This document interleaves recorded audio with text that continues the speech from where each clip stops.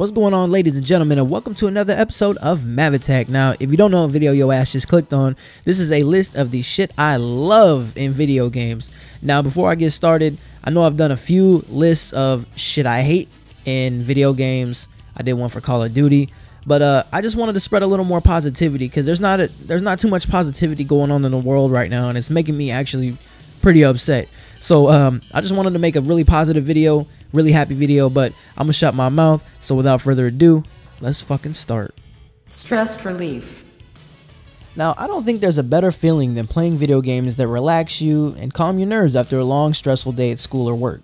Being able to come home, sit back, put your feet up, relax, eat some good food, and delve into a new world is an awesome way to keep stress down.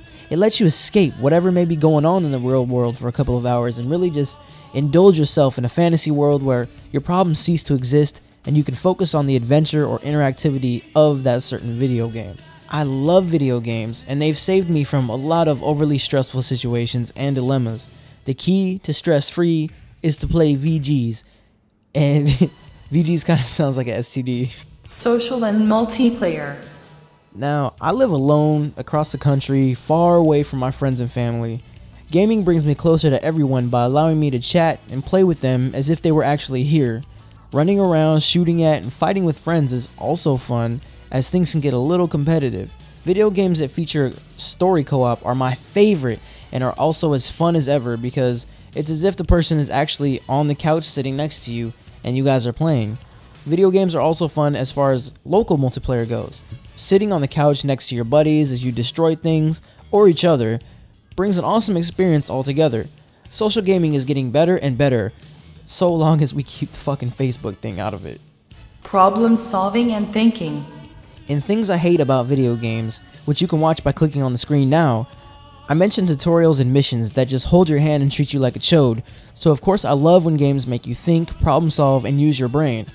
Puzzles, investigating, and really thinking about what your next move needs to be makes me appreciate developers who don't insult their gamers' intelligence and add buttfuck ass tutorial missions that you can't skip and that ask you if you want me to repeat myself when you accidentally select yes just because you're trying to get through it, so you have to watch the dumb shit again.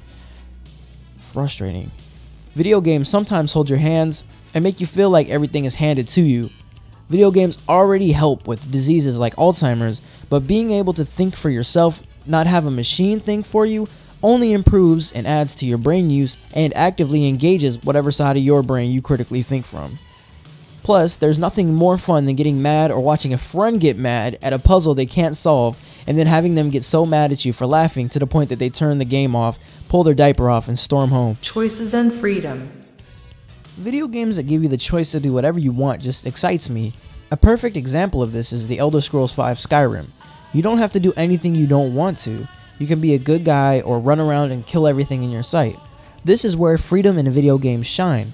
They give you that choice to fully explore and do and think whatever your heart pleases. Video games that open up the world to you and give you choices are like you driving a car. Games that limit you and make you follow this linear pathway with no exploration is like riding on a monorail. Both are going to get you to your final destination, but the journey there is quite remarkable and damn near limitless in an open world setting. Not saying linear games are bad, but I just love having a choice to choose where to go and what I want to do. Freedom, man. Free to roam the desert and shoot some fuckhead ass outlaws. Free to roam islands and set tigers loose on pirates. It's fucking beautiful. Fantasy and role-playing. I don't think there's a better feeling than delving into a new world full of its own lore and places to explore. Being in an unreal fantasy world is such a great thing about video games. Roaming the plains of Hyrule to fighting Helghast on the planet of Helgen, video games can take us to faraway lands, introduce us to out-of-control characters, and make us feel like we're really a part of the digital made-up world. Also, playing as a character with their own life and story is fun, especially when you get to see their story unravel and how that character changes throughout your story and adventure. Just make sure to remember you have life outside of that world. Creativity and customizing.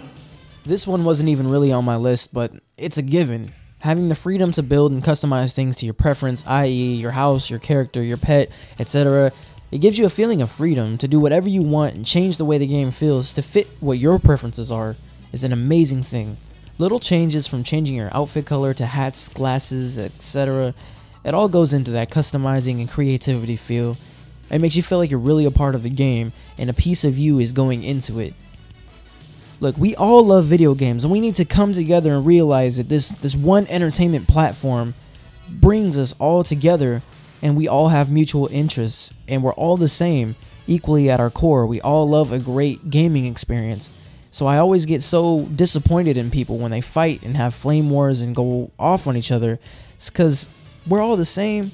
We all love playing video games. We all love what we do. So why would you want to put another person down because of their preference and it doesn't fit in with your preference? That's pretty sad. But thank you guys so much for watching. I really appreciate everybody that watches.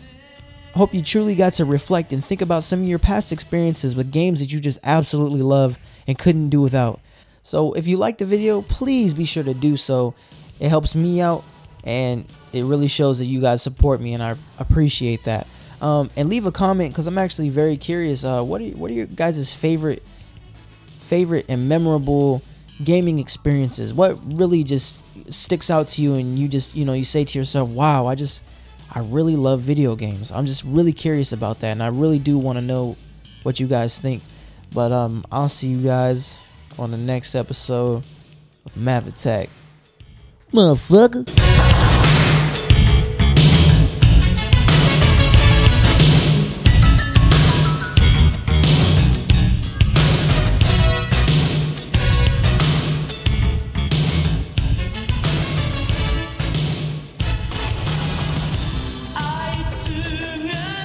I love video games too, and all of my supporters, and I'm just some crusty ass computer lady working for my real goon, MAVATTACK.